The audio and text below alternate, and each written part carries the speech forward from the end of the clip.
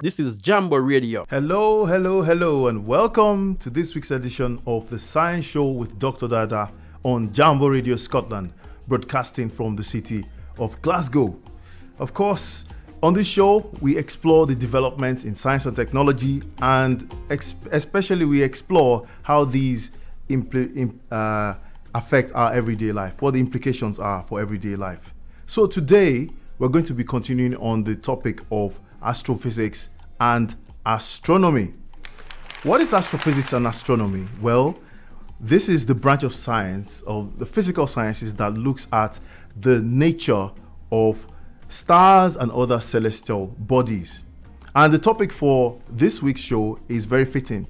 Beyond the stars, echoes from the dawn of time.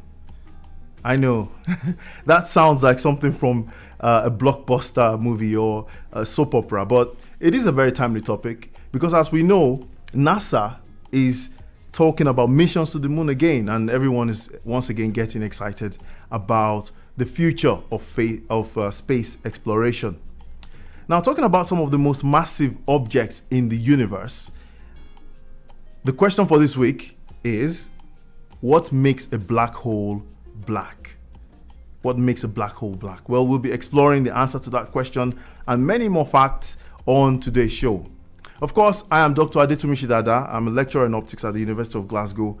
And on this show, we talk about STEM. That stands for science, technology, engineering, and mathematics.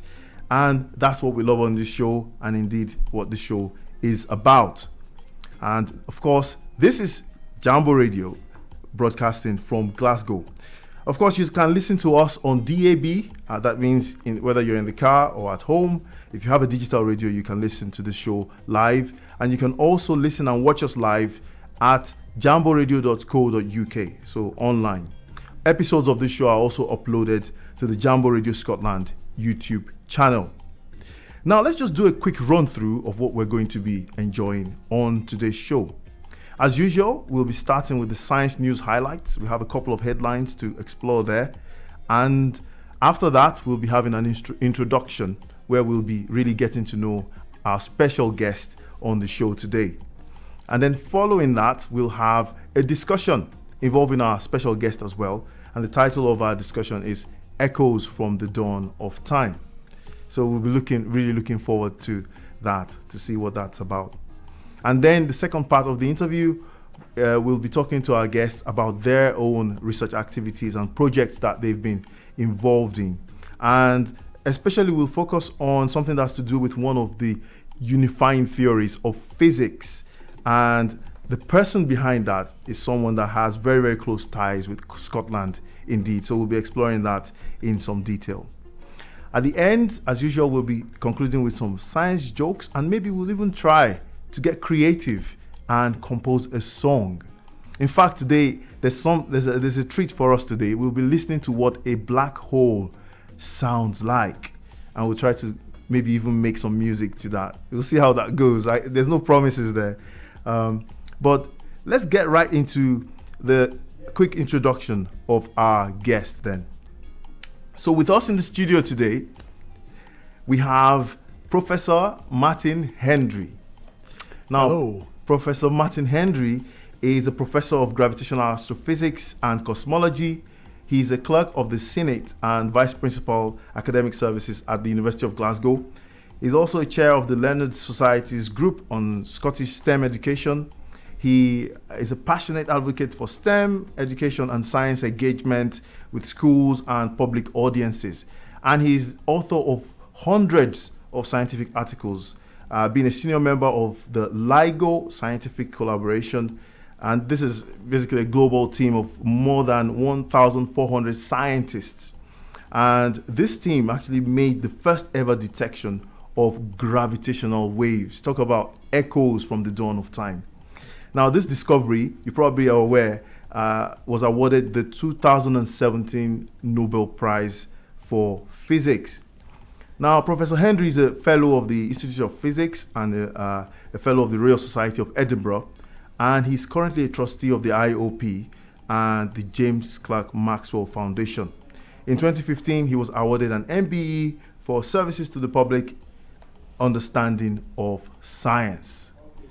Well, we're so honored and so delighted to have you with us in the studio today. It's a real pleasure to be here. Yeah, it's really, really nice. The pleasure is ours. So we're going to be learning a lot. So once again, the question of the week is, what makes a black hole black? Well, I know it's a bit of a funny or random question, but it's a good question. I think it is a good question anyway. Later in the show, we're going to open the telephone lines as well. We'll be receiving some calls from our listeners and viewers to tell us who you think is the most influential scientist of all time and why. So that will come in our discussion on James Clerk Maxwell later on. But for now, let's go on to our science news highlights. So today we're going to explore two highlights. The first one, again, is a bit of a downer. NASA calls off moon rocket launch again. NASA calls off moon rocket launch again. That's a bit sad, isn't it? Well, yeah. And then the second one, NASA released new audio approximating the sound of a black hole. This is a bit fun, and we're going to explore that in some detail later in this show today. So on the first one, NASA calls off moon rocket launch again, and that's according to The Guardian. Well, it says NASA calls off its latest attempt to launch the groundbreaking Artemis 1 moon rocket on Saturday after failing to stem a fuel leak discovered during tanking. Now, you remember from the last show that the first failure was due to something to do with the temperature, the regulation of the temperature. But now a fuel leak has caused another cancellation of the launch. Now, it was the second time in 5 days that technical issues had kept this spacecraft on the launch pad, it says. Mission managers at Kennedy Space Center waited until late in the countdown to scrub the liftoff after the failure of several workarounds to try to plug the leak of liquid hydrogen as it was being pumped into the core stage of the Space Launch System, the SLS rocket. Now, the head of the U.S. Space Agency, Bill Nelson, said, although the next launch window opens in early October, I suspect it will be more like the middle. So once again, there are still exciting times ahead. We just need to wait a bit longer. Now, on the second news item, NASA released new audio approximating the sound of a black hole. Now, this is really exciting. And we promise to play that audio for you near the end of the show. So we encourage you to stay tuned. But about this, it says NASA has released the sound of a black hole screaming across light years, and unsurprisingly, it's terrifying. We'll let you hear it and we'll let you make up your own minds about how it sounds. But this sound is thought to be from a black hole at the center of the Perseus galaxy cluster, which experts discovered had a pitch over 1 million billion times deeper than the limits of human hearing, making it deep to be heard, making it too deep to be heard. So basically what it's saying is the sound, the frequency of the vibrations, if you like, is so slow that it's below the range that we can actually hear. So to make it audible, what did they have to do? Well, they had to scale it up 58 octaves above its true pitch, so we can actually hear what the sound is like. So it means what we'll be hearing is something like 288 quadrillion times higher than its original frequency, which is a bit interesting. But we'll get to that later in the show. So now let's turn our attention to our special guest. Let's get to know Professor Martin Hendry. So, Professor, once again, it's really nice to have you with us today. We'd like to get to know you a little bit. We'd like to know about your background, about your early life, where you went to school, and your undergraduate studies, and ultimately, what got you into STEM? Sure. Well, I guess it all starts in Glasgow because that's where I was born. I have worked in other places too, but most of my working life, and indeed most of my life, I've spent in Glasgow itself. But I grew up in a town close to Glasgow. So normally when I'm talking to people elsewhere in the world, they say, "Where are you from?" I just say Glasgow. But given that we're having this conversation here in Glasgow itself, I can be a little bit more specific. I grew up in a town called East Kilbride, which is on the edge of the city, if you like, about 10 miles outside of the where the university is. And I guess, although East Kilbride is quite a big town, it's the edge of town is really quite close to the countryside where it's dark and there aren't too many streetlights. So one of the things that really got me into STEM was experiencing the dark skies we get in Scotland in wintertime without so much of the light pollution that you now have in big cities like Glasgow. So, I remember quite vividly as a young child, because, my parents didn't have a car, so we walked a lot, and if it was cold and dark, one way to make the journey less of an ordeal was to look at the stars in the sky. And my parents didn't really know anything much about that, but I was the youngest of 5 siblings. And my elder brothers and sisters knew a little bit more, and they would always buy me books about the sky and the constellations. So that's probably where it all started. And I've been involved much more recently in projects about promoting the dark skies we have here in Scotland. Obviously, we have clouds a lot of the time, but when it's not cloudy, if you can get away from the city, then the stars that we see here are really spectacular. So that's certainly something that inspired me, and I think it's good if it could inspire young people today as well. The other big thing that inspired me is science fiction. So you mentioned at the beginning, a few statements about echoes from the dawn of time, and it sounds like something from the latest blockbuster. Well, I really identify with that because I was, I think, 9 years old when I saw Star Wars Episode 4 for the first time, and that made a big impression on me. So maybe I think the combination of the real night sky and what you saw on the cinema screen in movies like Star Wars, that's what pushed me into STEM. Wow, that's really interesting.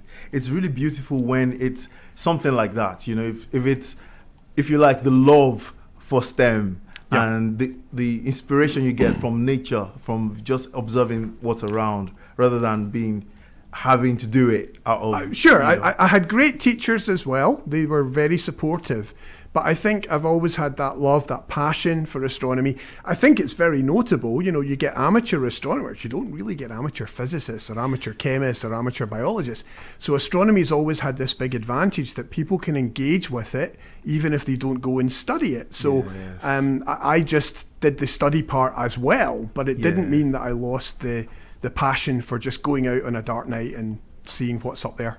Yeah, it's really beautiful.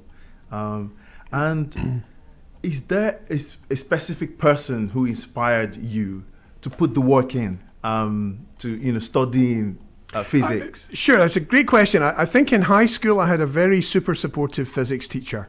So maybe the foundations had already been laid by my primary school teachers, but he was the one that really helped. And one of the nice things about much later, when I've been involved in various aspects of STEM education from the teaching side, is I've had the chance to meet him again. He's retired now, but it was really nice to be able to meet up again and for him to see that I had gone and down this path. So that's definitely one person. If I'm allowed to be a little cheeky and name one more, please, go ahead. It's probably Carl Sagan. So he's a very famous science communicator. He passed away in 1996 and still sadly missed. But Carl Sagan made a television series in the 1980s called Cosmos, which has been remade or updated by Neil deGrasse Tyson, who's a very prominent science communicator for this generation. But Sagan was really inspiring. And it wasn't just the TV program. His book was great as well. I had read that before I came to university. And to top it all, Carl Sagan came and gave a series of lectures at Glasgow University when I was an undergraduate. So that just reinforced my passion and enthusiasm for not just doing a degree, but kind of going all the way and doing a PhD and essentially trying to make it a career. I see. Oh, that's interesting. And this is maybe a bit of a random question, but is there something a scientific, at this point in your career, is there any scientific question that keeps you up at night? Oh, wow. Yeah, absolutely. Absolutely. Can you share maybe one or two of them with us? No, absolutely. I mean, it keeps me up maybe in a good way. I mean, we often use that phrase to refer to something that's really worrying and thinking, geez, how am I going to solve that problem in my personal life or my finances or whatever? And of course, we're all facing huge challenges in so much of that now.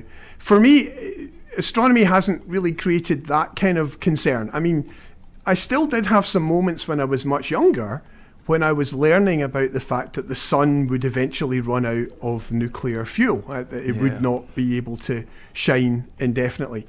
But, I was quickly reassured that it's not going to happen for several billion years and that, there's no need to be up at night worrying about that. So I think the things that I'm passionate about and kind of mystified by are the big questions around whether we are alone in the universe, because I don't really work directly in that field, but I know people who do, and I follow the latest results in searching for example, planets going around other stars. Yes. And I think it's quite remarkable what we've learned in just one generation. So in 1995, we didn't know of any other planets going around other stars. We suspected there were some, because, why should our sun be so different from all the others? We have 8. We used to have 9, but Pluto got downgraded. Got demoted. Indeed. But to think that in just about 25 years, we've now discovered thousands of planets going around other stars, but we're still not able to answer the question, do they have life like us? So that's the one that really kind of keeps me awake, thinking, wouldn't it be amazing if we did find life out there? And could it even happen in my lifetime? I think it would be just such an incredible discovery. Yes. That's a really good one. Thanks for sharing that with us. This is the Science Show on Jambo Radio Scotland, broadcasting from the city of Glasgow. Of course, you can, if you're near Glasgow, you can catch us on DAB, whether from home or whether you're in the car. And also you can listen and watch us live at jamboradio.co.uk. Episodes will also be uploaded to the Jambo Radio Scotland YouTube channel, so you can catch previous episodes that way as well. So now, back to our discussion. Now we'll change the topic a little bit. We're going to explore our topic for the week, which is echoes from the dawn of time.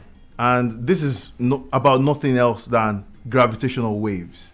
And by the way, our lines are open now, so we can receive calls. If you'd like to tell us, for example, if who you think is the most influential scientist of all time and why. Of course, there's no right or wrong answer, but just share your thoughts with us, and that will add to our discussion as well. So the number you can call is 0743 782 6865. That is 0743 782 6865. Call now. Call now, yes.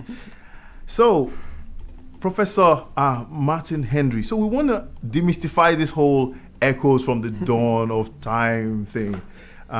So, of course, this is referring to gravitational waves. So, what are gravitational waves? Sure. Well, gravitational waves are a prediction of Albert Einstein's theory of gravity. So that's about 100 years old, and it builds on the work of people like Isaac Newton and Galileo Galilei, which is much older still. And it really transformed our ideas about gravity, because Newton and Galileo gave us important insight into how gravity works and gave us very useful, practical mathematical rules to tell us how gravity works. So, for example, you mentioned in the science news about NASA calling off the moon rocket. Well, when it does take off, maybe next month, then we will essentially use Newton's theory of gravity to work out how to send that rocket to the moon and bring it back again. For most practical situations, Newton's ideas about gravity do just fine. But Einstein was still concerned that they don't give the full picture. And they seem to indicate that gravity can act instantaneously between two massive bodies, attracting one to the other.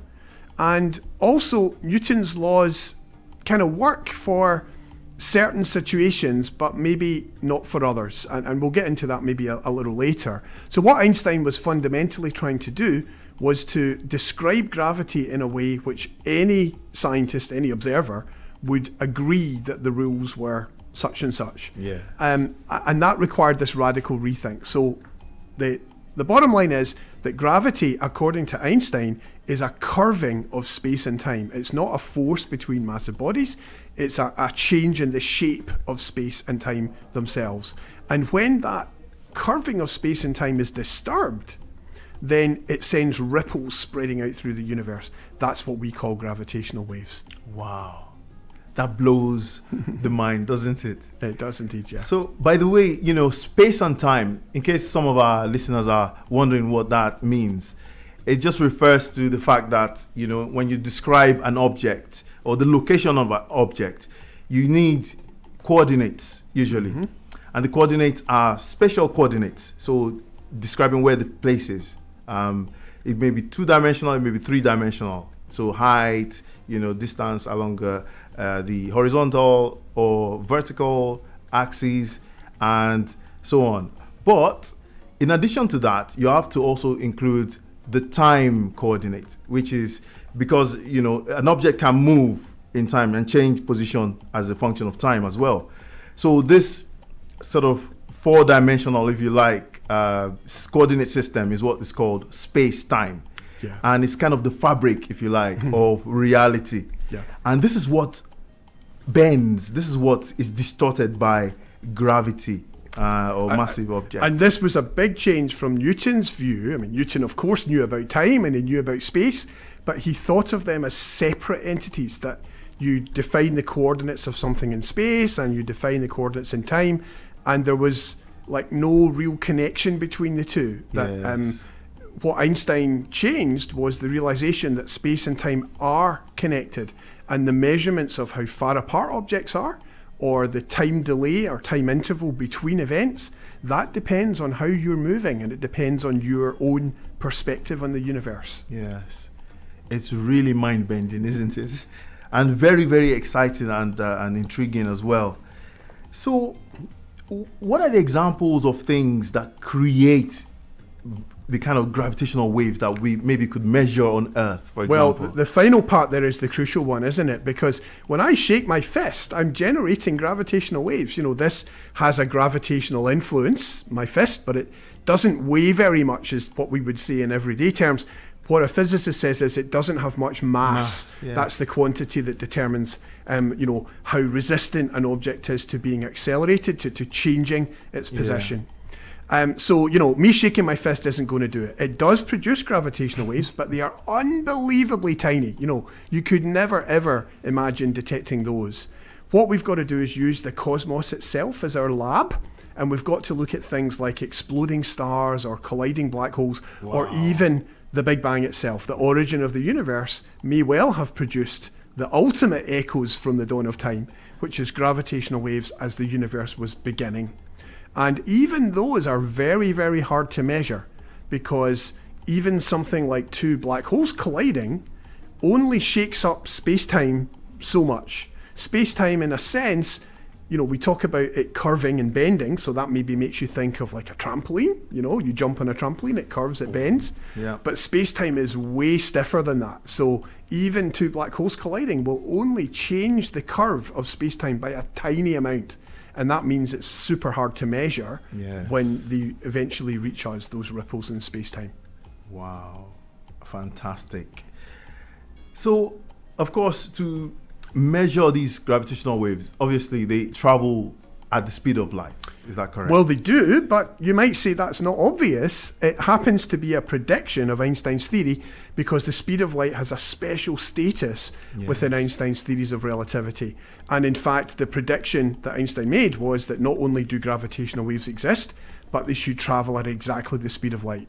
But that's kind of something we want to test. We want to test whether Einstein was right with that prediction. Yes. And we've had only really one chance so far to do that, because there was one event we observed in August 2017 where it wasn't black holes this time, it was two stars that we call neutron stars, which similarly are very dense and very compact and can shake up space-time enough to produce measurable gravitational waves, but they also produced electromagnetic radiation, light, in other words. So we could compare the arrival time of the gravitational waves and the arrival time of the light, and they were, almost exactly the same.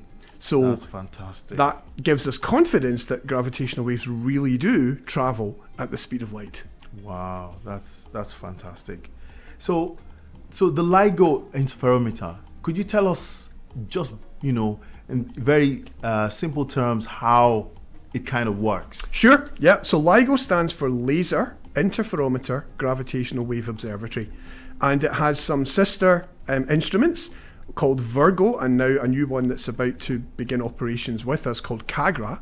Virgo's in Italy, CAGRA's in Japan. The two LIGO detectors are in the US. So having them spread around the world is really important. We'll get to that in just a moment. But each one of them individually can sense the presence of a gravitational wave passing by the Earth because of the effect it has on our patch of space-time. It causes that space-time to stretch and squeeze, because it's bending like the trampoline.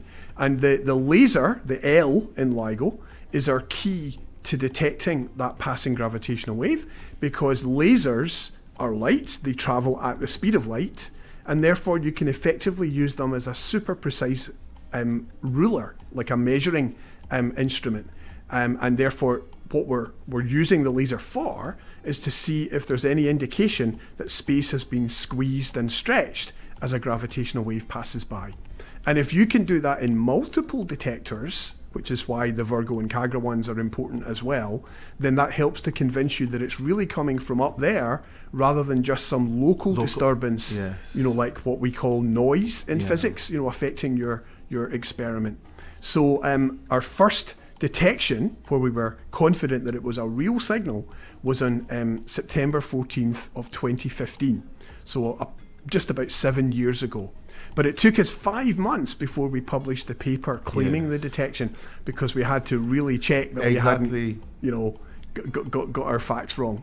Yeah, and that's really big. It's not the kind of thing you want to be quick to announce, isn't it? No. And it's honestly, it's so amazing to think of, this tiny planet, where basically like a speck in the galaxy, not to talk about the entire universe, but to be able to understand or measure things that are from billions, Well, indeed. Yeah, that first event, the gravitational waves had traveled to us for more than 1 billion years. And we made that detection just a few days after the detectors had begun operation, because they'd been operating before, but they weren't quite sensitive enough. It was like having too much background noise. You can't hear a conversation if there's a lot of background noise. Turn the noise down, you can hear the conversation. So the upgraded detectors were capable of detecting that signal, but we didn't know when and precisely from where we would make that first detection. We just figured that once we had sensitive enough instruments and we started listening, then we would get something, and sure enough, we didn't have long to wait. That's fantastic. The timing is just perfect, isn't it?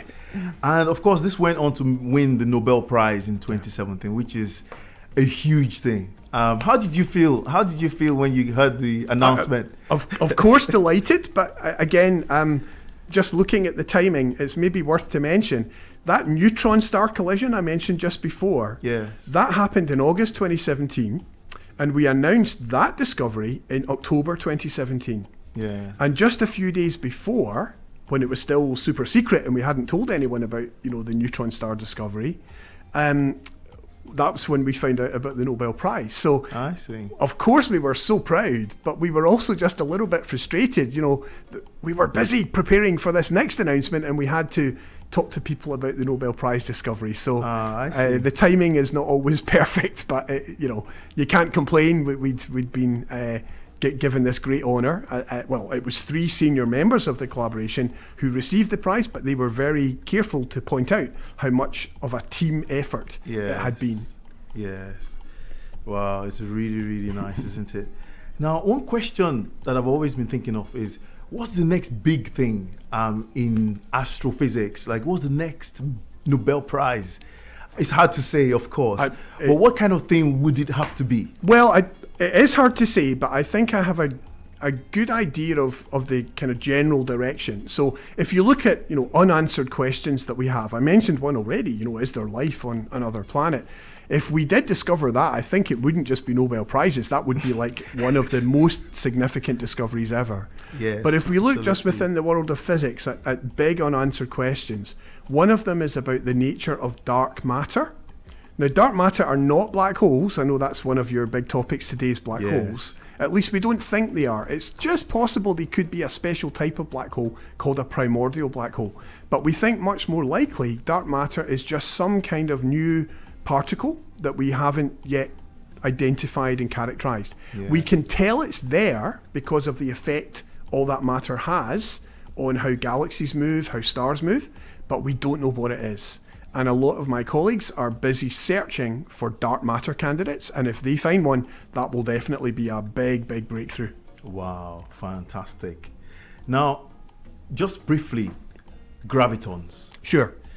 Is this so? Okay, we maybe are familiar with some of our listeners are familiar with the wave-particle duality. Mm-hmm. Normally, when you think of waves, it's been shown in so many cases that there is, the quantized aspect of that you have some sort of particle behavior associated with that. With gravitational waves, what's the consensus? Like, is it the case as well that you have gravitons? This is a great question, and again, I promise to be brief, but it's such a good question. Let me try and just touch on two aspects of your question. So one is to do with the relationship of gravity to the other fundamental interactions in physics. There's electromagnetism, there's the strong and weak interactions. And those other three have been unified. There's what we call grand unified theories that sort of look at them as different sides of the same coin. The first unification was between electricity and magnetism. Right, that yes. happened a long time ago, Yeah. but the strong and the weak force, those have been joined together much more recently. But gravity is still kind of out there. It's not yet the case that we have a unified theory that includes gravity. Now, so that's the first thing to say. So gravitational waves are what we would term then a classical theory of gravity that does not require all that quantization. Yes. But we reckon that as and when we do unify gravity with the other fundamental forces, it will have to be a quantum theory of gravity, and naturally what will emerge from that is the prediction of the graviton. So we do think that gravitons exist, but we're not yet studying gravity in extreme enough conditions to see the presence of gravitons. It's a bit like studying light before we had high enough energies of Exactly. light to realize that we needed photons. Yeah. Before the ultraviolet catastrophe and Yeah. all of that stuff that saw the huge leap forward in a quantum theory of light. Well, theoretically, we expect that to happen with gravity too, but we're not there yet experimentally. Wow. That's something to look forward to, isn't it? Yeah. So now, just touching on our question for the week, what makes a black hole black?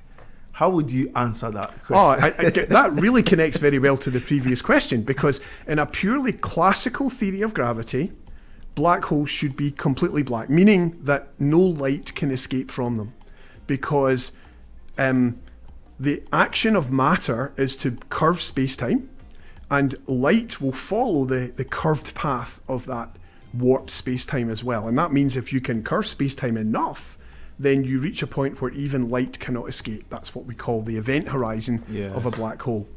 But in a quantum description of light and gravity, then we would have the possibility that gravitons could tunnel their way out from a black hole, and indeed so too could photons. So black holes would not be completely black in a quantum description, but a large black hole, something like the mass of the sun or much larger, those quantum effects would be really tiny. It's like what I was saying before, that we're not yet experimentally exploring the regime where quantum gravity would show up. So in a quantum black hole, it wouldn't be completely black. Now, one of the scientists that worked on this is called Stephen Hawking. He passed away a few years ago, and it's referred to as Hawking radiation. So black holes can radiate away some of their mass in the form of high energy radiation, but it's a tiny, tiny, tiny effect unless the black hole is really small. So for the black holes that we're studying, they basically are completely black. Wow, fantastic. So the black comes from the fact that light never escapes. Exactly. Pretty much. Yeah. Wow, something so heavy that even light is sucked in. Yeah. Well, of course, the first image of a black hole was published not too long ago. I'm sure you saw that. It didn't look black. It looked like a ring of light. Well, this is because it's not really the black hole that you're imaging. What you're seeing is the matter around the black hole, which is glowing because of the intense physics going on, because of the strong gravitational field, which accelerates the matter and then causes it to give off light. And that relates a bit to this sound of a black hole that you referred to before. I'm looking forward to hearing it. Because, those are not literally sound waves, but they're a way of representing the motion of matter, gas and stuff, planets maybe even, around the black hole. So it gives us an important visual and audio picture of what the environment around the black hole is like. But the sound waves, are not traveling all the way from the Perseus supercluster to us, but it's a very powerful way to give people a sense of what a black hole is like. Yes, it is indeed. And yes, we're going to enjoy what that sounds like. But before that, I also know that you've been involved with the James Clerk Maxwell Foundation. Could you tell us a thing or two about that? What that foundation is about? Well, sure. I mean, you're inviting your listeners to call in and to mention the most influential scientist. And of course, that is, a question where there's no absolute right or wrong answer. But for me, the big three are Albert Einstein, Isaac Newton, and James Clerk Maxwell. And I'm never really sure which order I would put them in, because some aspects of what Maxwell did put him actually out in front of even Einstein and Newton. So what Maxwell did was that first unification that I referred to before of electricity and magnetism. He made sense of electricity and magnetism as different aspects of a common phenomenon. Loosely speaking, you can think of electricity as associated with static charges. Maybe some listeners have even done this at school. That physics teacher that inspired me, one of the fun things we did was to make people's hair stand on end by using static charge on a Van de Graaff generator. Magnetism, on the other hand, is generally to do with moving charges. And what Einstein argued in his relativity theory is that the laws of physics should be kind of the same regardless of whether you're moving or not. And that didn't make sense in the context of what Maxwell had done unless you had this notion of space-time and the constancy of the speed of light. So what I'm kind of jumping ahead a bit. So Maxwell's primary achievement was the electromagnetism, but crucially it also laid the foundations for what Einstein then did. So it was a big enough achievement in itself to unify electricity and magnetism, but it also set the scene for 21st century physics as well. So I think it's kind of tragic that he died when he was quite young. He was only before 48. before the Nobel Prizes started after 1900. But even if you just look at what he achieved in electromagnetism, it wasn't just this neat theory of how they're a manifestation of electromagnetic waves that travel at the speed of light, but it was also a way of unlocking a lot of the technology that we now just take for granted. The technology that we're using to have this conversation is all kind of founded on the work of James Clerk Maxwell. So he's way up there with Newton and Einstein, and even better, he was from Scotland. He was born in Edinburgh. So later this month, we're hosting an Open Doors Day on the 24th and 25th of September at 14 India Street in Edinburgh. So you can find it on the web. Just look for James Clerk Maxwell Foundation and you'll find out how to get there. And if people want to come along and learn a bit more about this scientist from the 1800s and how he created the world of not just the 20th but the 21st century, then we'll be delighted to talk to people. Fantastic. Thanks very much for sharing that with us. And also, I really loved the documentary on YouTube. So you can actually watch that on YouTube. Yep. It's entitled James Clerk Maxwell, A Sense of Wonder. And there's a lot more information about James Clerk Maxwell, his connections with Scotland and his discoveries as well on there. So, of course, on this show, we like to explore the musical side or the otherwise creative side of scientists and people involved with STEM. And we know Einstein, I think, played the violin. Maxwell played the guitar. Yep. What about yourself? Well, I've played piano pretty much all my life. You know, I have Wow. grade 8 piano. I've Grade 8? yeah. Wow. But then I became a postdoc. When I became a postdoc in 1991, that was the brief period where I moved away. So I moved down to Sussex University in Brighton, and I couldn't take my piano with me. So I thought, right, how am I going to keep my music going? So I joined the Brighton Festival Chorus, and then that in turn inspired me when I came back to Glasgow to join the Royal Scottish National Orchestra Chorus. Wow. So I've had the huge privilege of, for example, singing in the Proms, the BBC Proms Festival that's currently going on. I did that several times in the 90s, and it's been an enormous pleasure to be able to kind of devote energy to that and not just to science. Yes. I haven't had time in recent years to stay singing with those choirs, but they have been just a hugely influential part of my past. Fantastic. I'm glad you mentioned that because we need someone to sing for us today. I'll do my best. Great. So this is the Science Show on Jambo Radio Scotland, broadcasting live from Glasgow. Of course, you can catch us on DAB, and you can also listen and watch us live at jamboradio.co.uk. And of course, you can catch past episodes on the Jambo Radio Scotland YouTube channel. So, very good. Let's move on to our science jokes then. This is one of my favorite aspects of the show. So, do you have any jokes yourself that you like, that you find as your favorite? Would you like to share one or two with us? Yeah, I'm sure I can think of a few here. I mean, I have a few.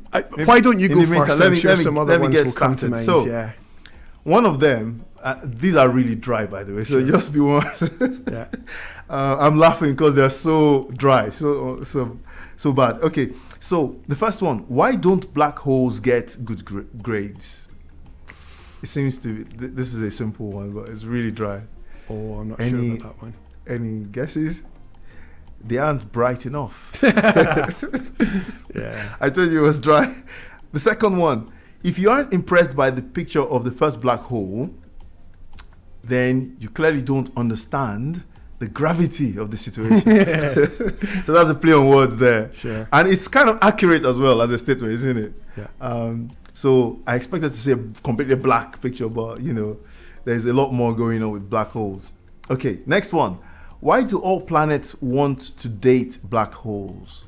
This one is a bit obvious, isn't it? No, I'm drawing a blank. Because they're so attractive. And another one, how did the black hole lose so much weight?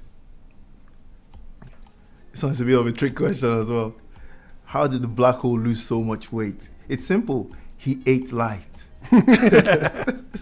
Of course, building on the fact that black holes can swallow light pretty much, Fantastic. So, do you have any ones you'd like to share? Oh, I don't think I could compete with those. I mean, No, I'm a big no fan problem. of puns, so several Yeah. of those jokes were plays on words, and of course, science is full of jargon.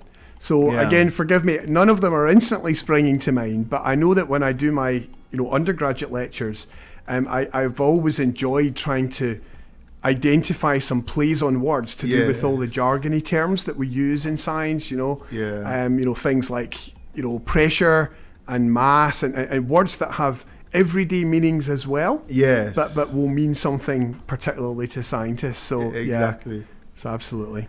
Great. And what I like about some of these black hole jokes is they're kind of, once you know basically what a black hole is, Yeah. you get it, unlike many other sort of science jokes. Sure. Great, fantastic. So now we've come to the STEM song of the week. So we promised earlier in the show that we'll listen to what a black hole sounds like. So let's listen to that and see if already it's a little bit musical or not. Let's see what you think, being someone musical as well. Okay, that's the sound. Wow. That's so scary, isn't it? It's very spooky, isn't it? Yeah. Do you have any comments on that? Like from, frequencies and sort of background in music? Well, sure. I mean, I think, again, because of my background in music, I've often thought a lot about how different musical patterns evoke different emotions.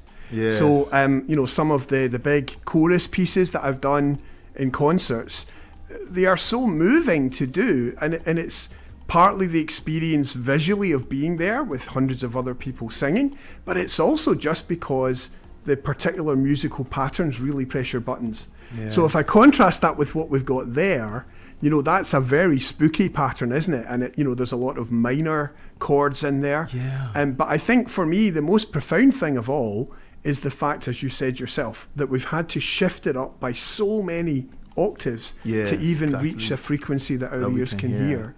So I think really low frequency sound, you don't just hear it, you feel it. Yeah. And it's no wonder then that it evokes such a strong reaction. Yes, it does, doesn't it?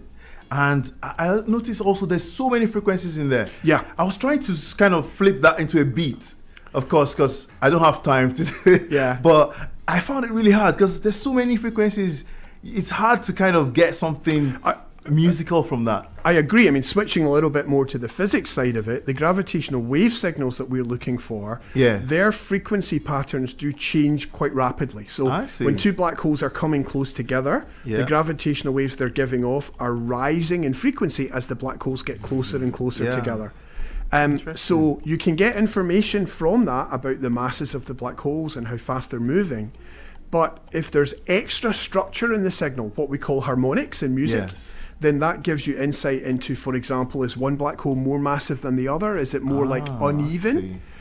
So we've played with that a bit in some of our results. We've looked at whether having those extra harmonics gives you more structure, just like in a musical note, it gives you a richer chord. And actually the analogy is quite good. That we respond to a chord with more interesting harmonics in the same way that we can respond to a gravitational wave signal with extra harmonics as well. Yes, it's so interesting, isn't it? So just let's listen to what I kind of came up with.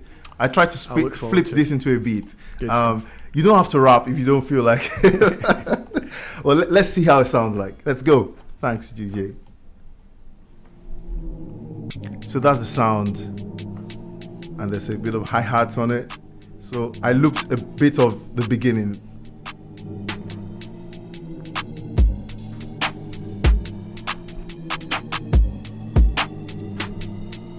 So this is a kind of UK inspired beat. Yay! So if you like to rap, you say something like, I swallow a massive star. Don't even know what I am. And so on and so forth. I promise maybe in future shows I'll make that into a complete song, and we can see how that goes. It's definitely got potential. Definitely got potential. It's work in progress. It's a work in progress. There's some really good examples when we made the first LIGO announcement of outreach materials which other people created, making songs about our discovery. So I'll send you some links. There's some really cool stuff out there. Great. I'll be happy to see that. Thank you very much. And that brings us to a close on today's edition of the Science Show with Dr. Dada on Jambo Radio Scotland. Remember, if you'd like to keep your eye on the advances and developments in science and technology and how it impacts daily life, or maybe just learn one or two facts and things about science-related activity going on here in Scotland, then this is the place to be. Please email us with your questions and comments on today's show at info@jamboradio.co.uk, And please do check our homepage, jamboradio.co.uk/The Science Show for news and updates about this show. Thank you very much for listening to this week's edition. And we once again thank Professor Martin Hendry for joining us in the studio today. We'd like to also acknowledge the production team here, Serena and Baron here with us in the studio. And next week, we hope to have another special guest on the show. So tune in to us same time next week for another exciting edition of The Science Show with Dr. Dada. Until then, stay curious.